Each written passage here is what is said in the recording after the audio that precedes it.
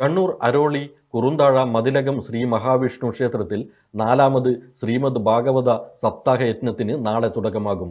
വെള്ളിനേഴി ഹരികൃഷ്ണൻ പാലക്കാട് ആചാര്യസ്ഥാനം വഹിക്കും. 16-നാണ് സപ്താഹ യജ്ഞം സമാപിക്കുക.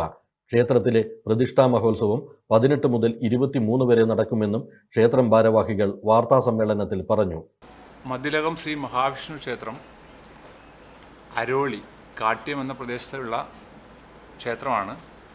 ഇത് നൂറ്റാണ്ടുകളായി മൺമറഞ്ഞു പോയിരുന്ന ഒരു ക്ഷേത്രമാണ്.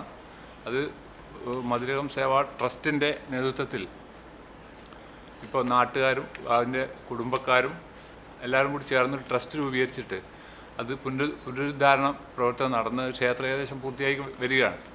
അപ്പോൾ നമ്മളവിടെ ഇത് 4ാമത്തെ തവണയാണ് ഈ ഭാഗവത സപ്താഹം നടത്തുന്നത്.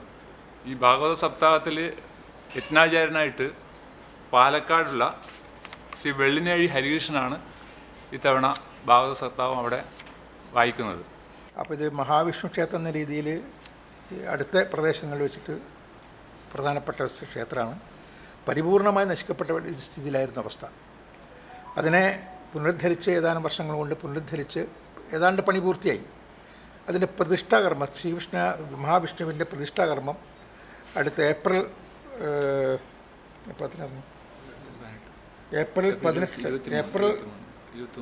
18 മുതൽ 23 വരെ നടക്കുകയാണ്. അപ്പോൾ ഇത് രണ്ടും കൂടി ഒന്നിച്ച് നടത്താനുള്ള ശ്രമം നന്നായിട്ട് നടന്നു വരുന്നുണ്ട്. അതിൻ്റെ പ്രസിദ്ധീകരണത്തിന് പരമാവധി നിങ്ങൾ നമ്മളെ സഹായിക്കണം എന്ന് പറയാൻ വേണ്ടിയാണ് ഈ പത്രസമ്മേളനം വിളിച്ചത്.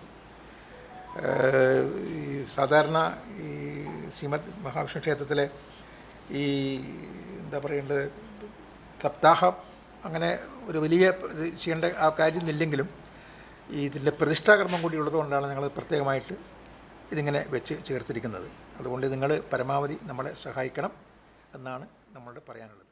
PT. Ramakrishnan, K P. Suresh, P V. Raveendran, M C. Govindan Nambiar എന്നിവർ വാർത്താസമ്മേളനത്തിൽ പങ്കെടുത്തു. മാതാറാസ് India hospital, Pamban Madhavan road, Thalap, Kannur. Phone 04972761303.